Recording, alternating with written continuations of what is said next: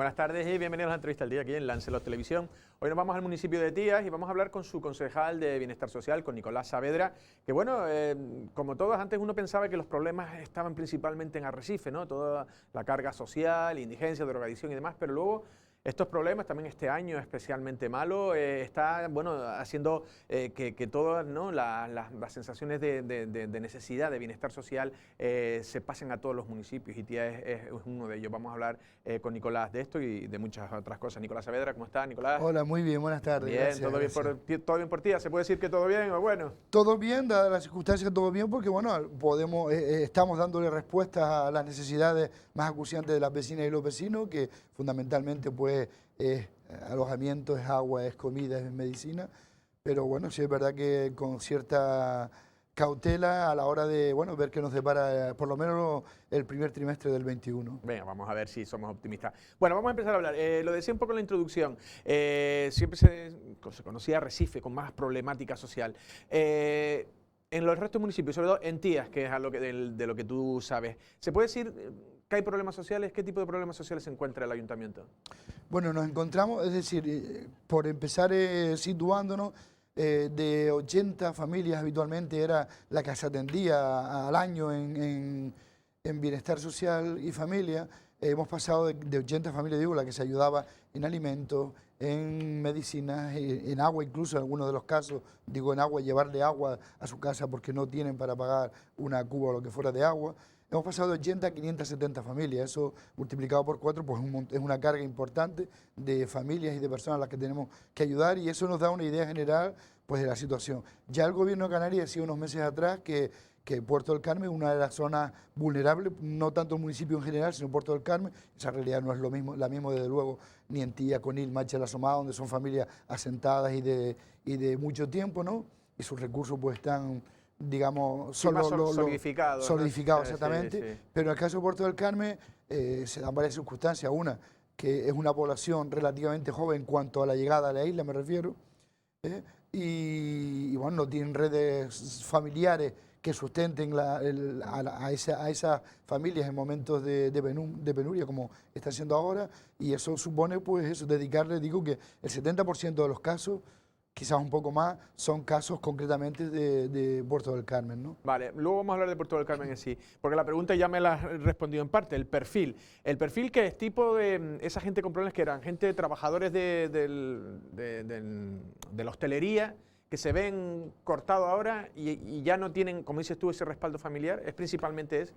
Sí, el perfil es muy variado y desde luego en los últimos meses se ha modificado del que teníamos habitualmente, ¿no? Antes había pues eso, 60, 70, 80 familias pues dependientes en gran parte para subsistencia de servicios sociales, en este caso, bienestar social y familia, y ahora pues hay muchos perfiles nuevos, sobre todo mucha gente que viene, del 80% desde luego del mundo de la hostelería, sin duda, o probablemente más, mucho autónomo, mucha gente que es autónoma y que se ha quedado pues en una situación complicadísima, mucha gente con ERTES, pero con ERTES que no se corresponde con lo que sería un ERTE de 8 horas, sino que por el contrario son personas y familias, algunas familias completas que estaban contratadas a 4 horas, por lo tanto lo que reciben como ERTE es insuficiente, apenas le da para el alquiler, con lo cual tú tienes que ayudarle a los alimentos, aunque si ellos compran alimentos, tú tienes que ayudarlo con los alquileres.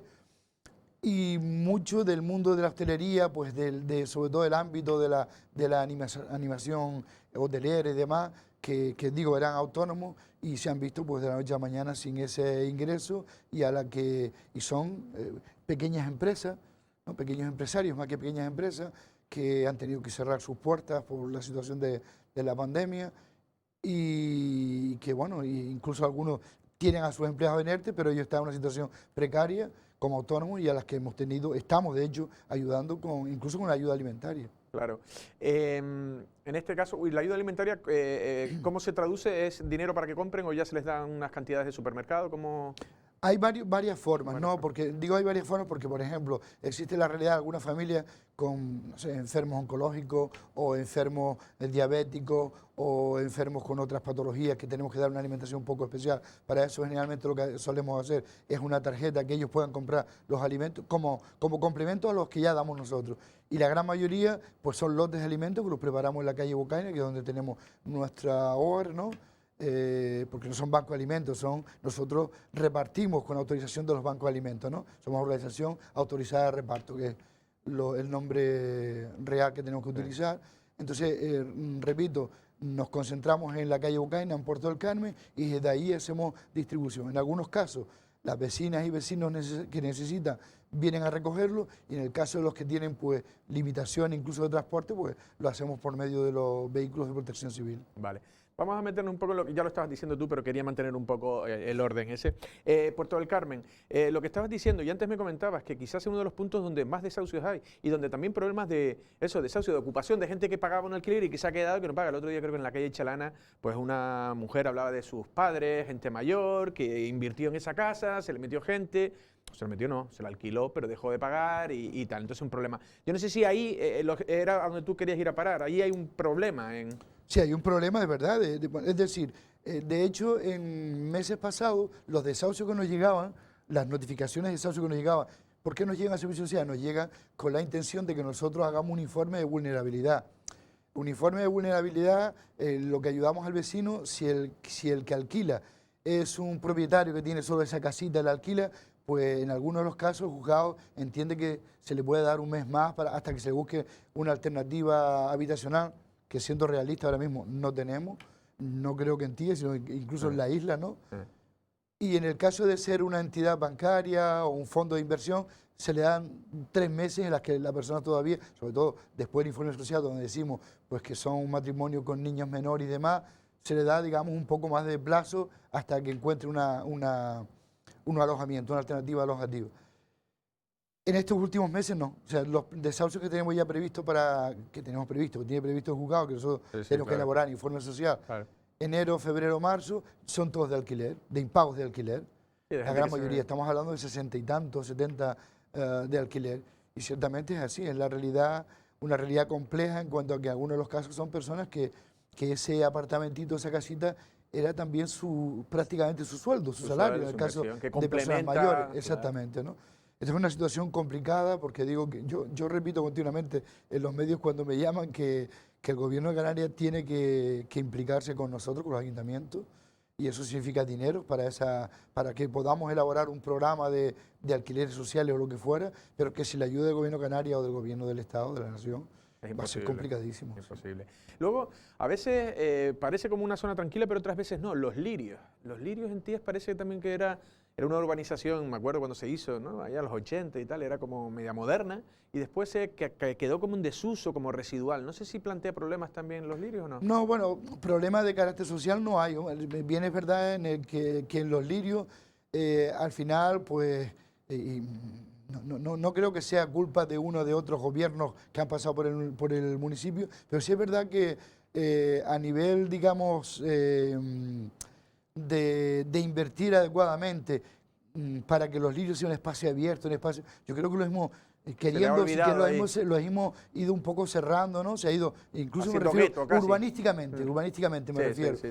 Es una población que, como bien dice, en los 80 se fabricó, era un sitio además muy agradable para vivir y que la gente quería. Sí.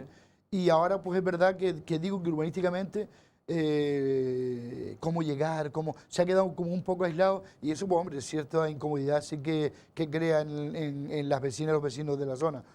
Yo no creo que sea una zona especialmente socialmente problemática, no. Ya. Lo que sí es verdad que el urbanismo de la zona no ayuda a que... No, porque yo pensaba por eso, cuando digo socialmente en Tías, digo Puerto del Carmen tiene esos focos y esa zona, pero luego ya el resto, como decías tú, exceptuando Tías en Los Lirios, que era si acaso tal, el resto ya son zonas rurales consolidadas, donde la gente, pues más, como dices tú, el sustento familiar. La verdad que para unas cosas, por ejemplo, ahora el COVID nos hace más débiles porque en la familia nos mezclamos y nos contagiamos. En los momentos de crisis ha sido nuestro sustento y en este caso... Exactamente, así es. Los Lirios sí que es importante, que es verdad que es un barrio dentro de Tías, quiero decir, es una realidad de barrio, ¿no? Sí. Y eso quizás lo entendemos más desde Arrecife, los que, como yo, por ejemplo, que nací en Arrecife, aunque llevo 30 años en Tías, pero conocemos más la realidad de barrio, y es verdad que a veces existen diferencias con las zonas rurales, pero eso es inevitable, pero no es una realidad especialmente compleja en absoluto. La tramitación, otra cosa de lo que ustedes están haciendo es, detectaron, al igual que por compañeras, como por ejemplo, compañeras de partido tuyo, Leticia Padilla en Arrecife, ¿no? que veía la necesidad de ayudar a la gente a tramitar el ingreso mínimo vital. Ustedes me decían que han ido como un paso más allá. ¿Qué es lo que están haciendo? Sí, bueno, yo entiendo lo que Leti hizo, lo que en sus manos, Leticia en este caso, yo perdone La pero es confianza. una amiga además. Digo que ella pues con medios propios y medios de la organización a la que pertenecemos, pues fue ayudando a la gente a tramitar. Nosotros entendíamos que en realidad en Puerto del Carmen, una realidad muy potente, donde había un núcleo importantísimo de personas que podían solicitar el ingreso mínimo vital. Lo que hicimos fue dar un pasito más allá. O sea, no solo vamos a ayudarte a tramitar el ingreso mínimo vital, como se está haciendo, sino que vamos a intentar superar esa barrera que existe en un montón de familias, un montón de gente, ¿no? Con respecto a cómo tramitarlo. O sea, esa brecha digital que existe. ¿Qué hicimos? Como desde el minuto uno teníamos claro que queríamos facilitarlo en la medida de lo posible, pues la economía circular, o sea, vamos a darle un poco de vidilla a las empresas y en este caso es una academia, K-Center, que está en el municipio. Contratamos ese servicio hasta finales de este año, en el que además de tramitar el ingreso mínimo vital, se le está ayudando a otro tipo de prestaciones y a que las personas puedan tener pues ciertas habilidades digitales que le permitan, pues no, desde trabajar, desde solicitar una ayuda para lo que fuera, no. Eso incluye, por ejemplo, también a los autónomos, o sea, cualquier tramitación No, que hoy le en día resulta. hasta un banco cada vez te pide más que lleves todas tus cuentas online, Claro. cada vez va a Facilitar ser, a la gente que claro, tenga una firma digital, que claro. tenga una clave, y eso estamos haciendo. Digo, por un lado, ayudando al ingreso mínimo vital, a su tramitación, pero por otro lado también, pues intentando eliminar esas barreras que hay con respecto a las nuevas tecnologías que tenemos que usarlas Ya. para el día a día. ¿Se sabe en Tías cuánta gente puede haber solicitado el ingreso mínimo vital? Sí, se han tramitado 180. Tengo que decir que... ¿De cuántas solicitudes? Se están tramitando 180 solicitudes. Hasta ahora hay Sí, tramitadas, vale. hay otros trámites, pero de ingreso Sí. mínimo vital 180 se han tramitado. Tuvimos que modificar algo, tengo que decirlo, y además de hecho animo a las vecinas y vecinos que se acerquen por ahí también para decirle, oye, pues, porque igual muchas han sido denegadas por un pequeño error, y es que estábamos enviando es decir, un documento que debía ser uno solo, lo estamos mandando duplicado porque no teníamos otra forma, que era el histórico y el de convivencia, ¿no? Entonces tiene que ser uno solo, ¿no?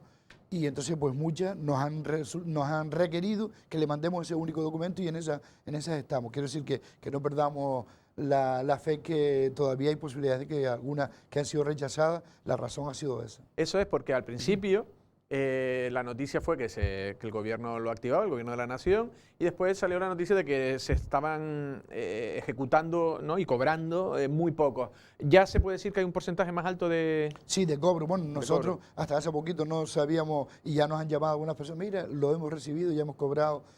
Es verdad que algunas personas que ya eran conocedoras por parte del gobierno, en este caso, del área que tiene que tramita, ya eran perceptoras de otras ayudas, y eso facilita mucho. Ya tienes datos de que esa familia, si es perceptora, por ejemplo, de la Prestación Canaria de Inserción, pues eso facilita mucho, ¿no?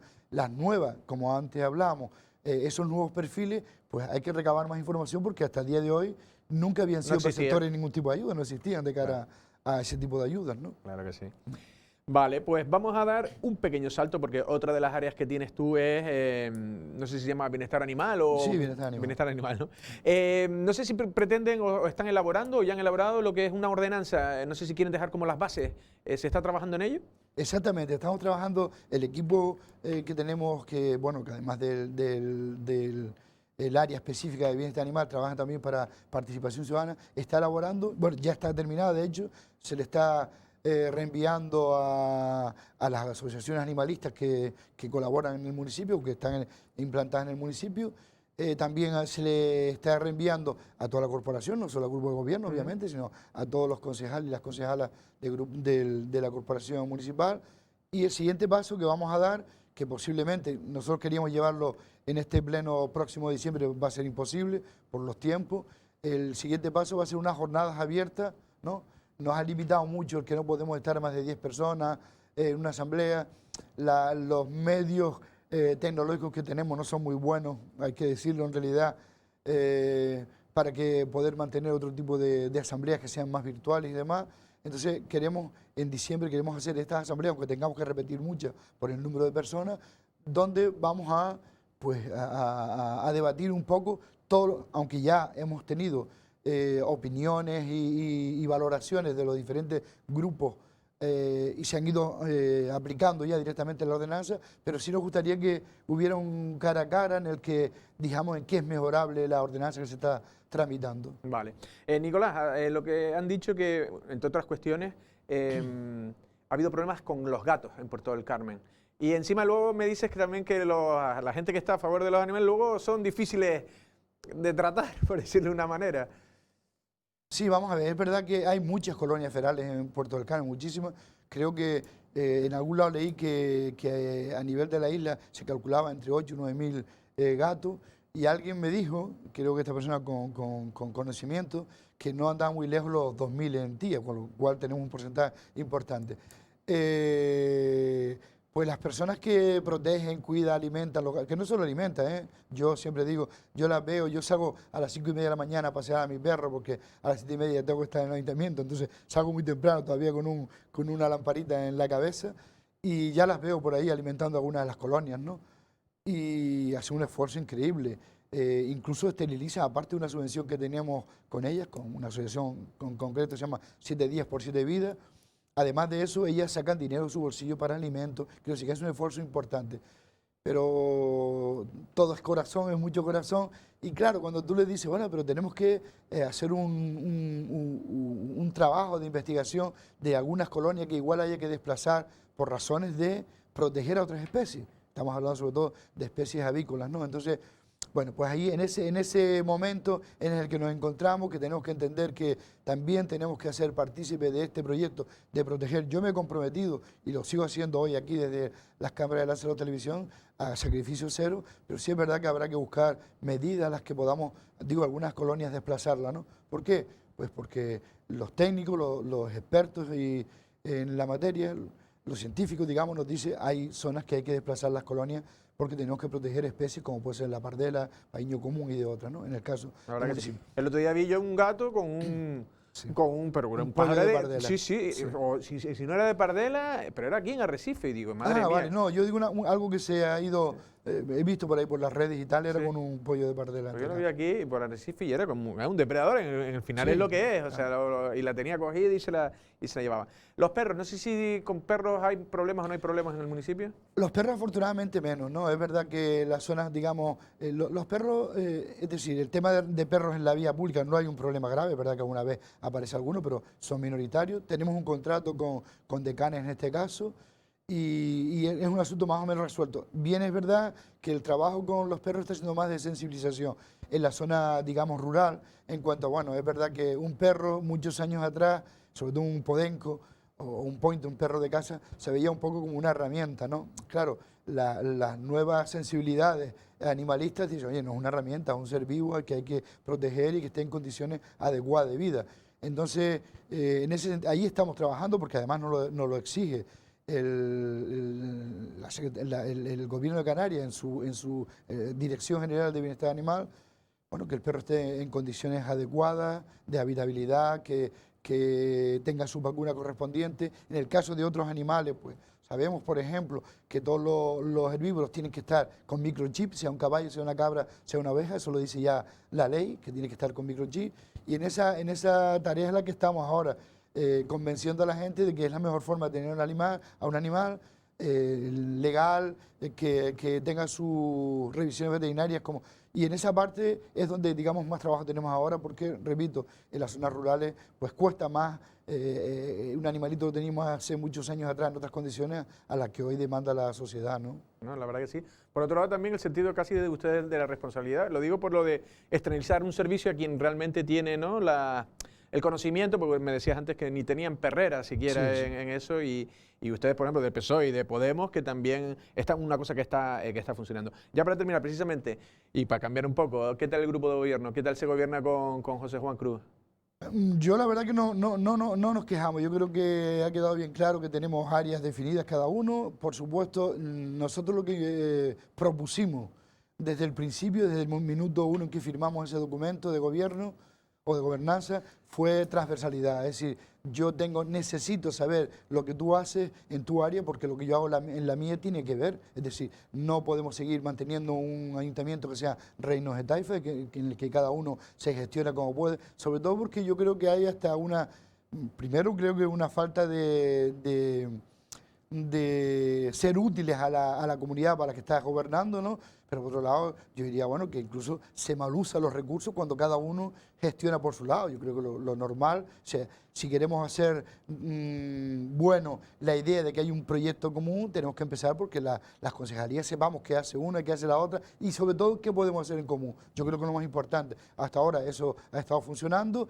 Y bueno, somos un grupo de gobierno, somos un grupo variado, eso no hay que dudarlo, pero la verdad es que hasta ahora nosotros creo que damos un aprobado a la tarea que hacemos me refiero en cuanto a los diferentes grupos que trabajamos. Sí, yo no sé si aprobado, eso lógicamente lo tienen que decir los vecinos, yo no soy vecino de Tías, pero sí es cierto que parece que es un grupo sólido, que está cohesionado y no parece problema, aunque las cosas evidentemente yo me refería a aprobado, claro, en cuanto a la gestión tiene que ser los vecinos y las vecinas, sin duda. Me refiero a un aprobado en cuanto a la relación que hay dentro del grupo de gobierno en que admitimos que, bueno, que se decidió por un modelo y que se está llevando a cabo lo posible.